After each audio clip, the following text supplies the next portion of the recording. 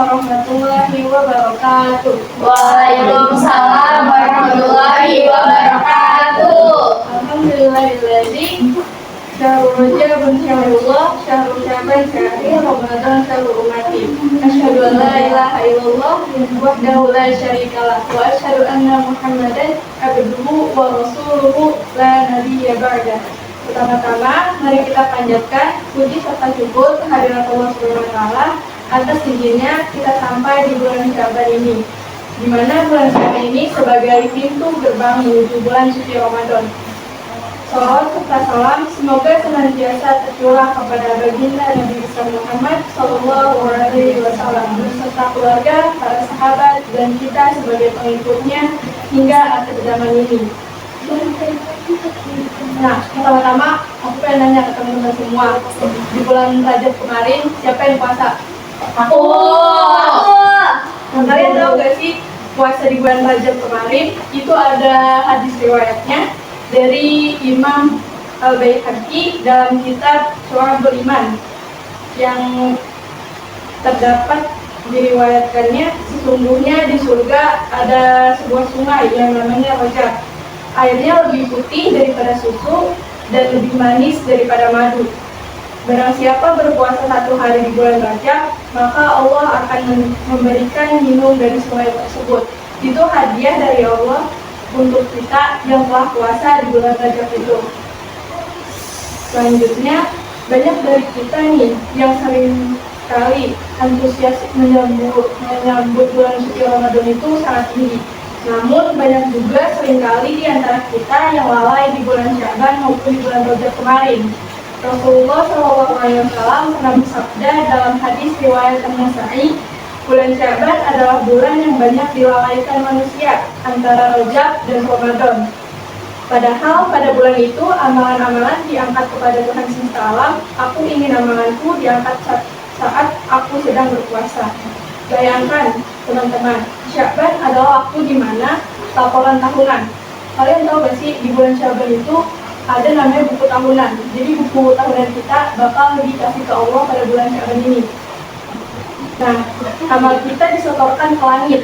Maka sangatlah baik jika saat laporan itu sampai kita sedang dalam kondisi beribadah atau memohon ampunan. Di tengah bulan ini terdapat satu malam yang istimewa, yaitu malam nisfu Syaban, malam ke-15 di bulan Syaban.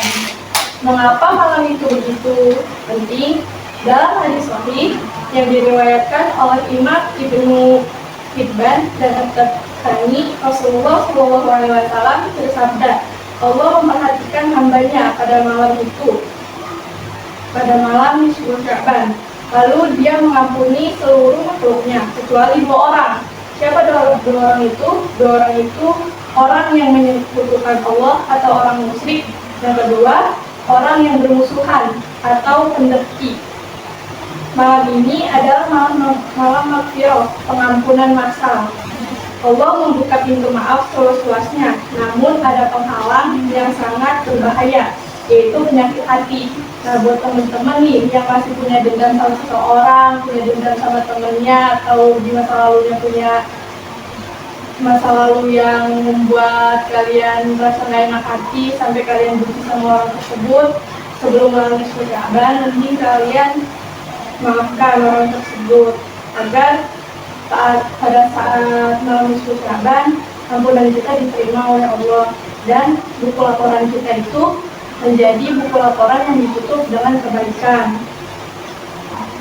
Jika kita masih menyimpan dendam atau belum berdamai dengan sesama, khawatirnya nikmat pada malam itu tuh dikurangin sama Allah. Dan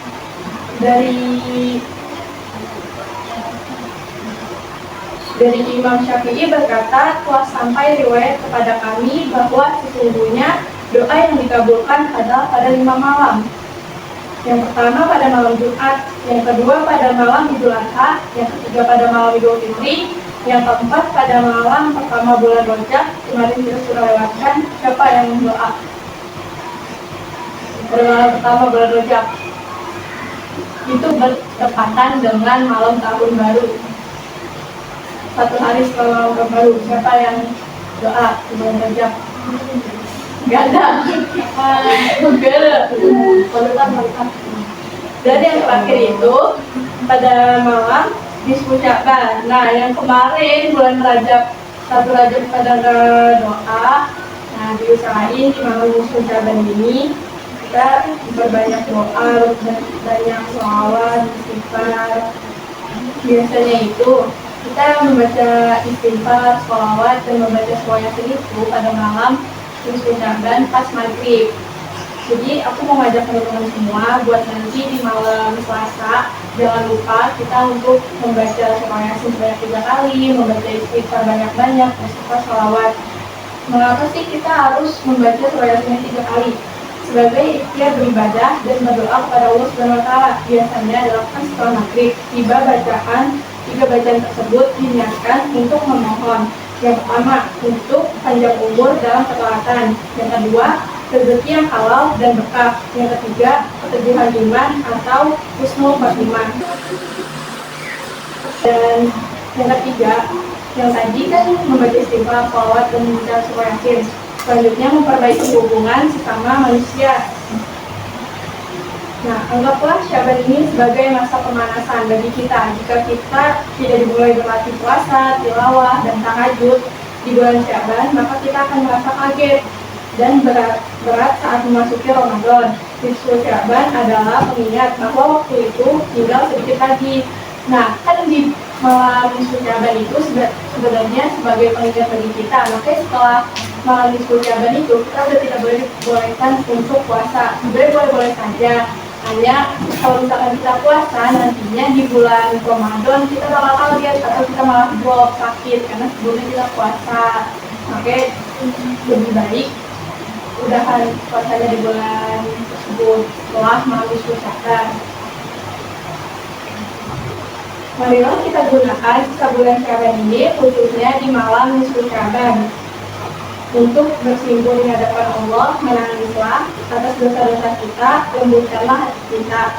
Semoga Allah SWT menyampaikan usia kita ke bulan Ramadan nanti dalam keadaan sehat walafiat, hati yang bersih, dan semangat ibadah yang membara. Di sini aku mau nanya sama kalian semua, siapa yang bulan suci Ramadan kemarin puasanya masih belum dibalas? Nabila, Sofia juga. Apa Nabila 30? Nah teman-teman, kan ini udah mau malam nisfu Sya'ban, sisa beberapa hari lagi untuk ke malam nisfu Sya'ban. Jadi malam nisfu Sya'ban itu tutup laporan di mana kita tahun ini dilaporkan ke Allah. Nah, kalau kita berpuasa lagi, berarti catatannya udah bukan di bulan kemarin, bukan tahun kemarin lagi kan. Makanya nih buat teman-teman semua, jangan kebiasaan ketika masih ada utang puasa, jangan disia-siakan atau waktunya yang masih banyak waktunya. Apalagi nih di malam nisfu Sya'ban nanti di hari Senin kita itu lebih baik berpuasa karena benar-benar itu kan 1 hari sebelum dilaporkan ke Allah, biar buku amalan kita itu tercatatnya di akhir buku, di akhir bab itu amalan yang baik-baik. Jadi kita dipandang oleh Allah sebagai manusia yang baik di buku amalan tersebut. Jangan lupa juga teman-teman yang masih punya rasa dendam atau punya rasa yang kecewa sama temannya, lebih baik diomongkan baik-baik, beritahu ke temannya, saling memaafkan, karena nanti di malam nisfu Sya'ban itu agar ampunan kita tuh diterima sama Allah. Barakallahu wa lakum fil Qur'anil azim wa nafa'ani wa iyyakum bima fihi minal ayati wa dzikril hakim. Sekian dari saya, kurang lebihnya mohon maaf. Wabillahi taufiq wal hidayah. Wassalamualaikum warahmatullahi wabarakatuh. Waalaikumsalam warahmatullahi wabarakatuh.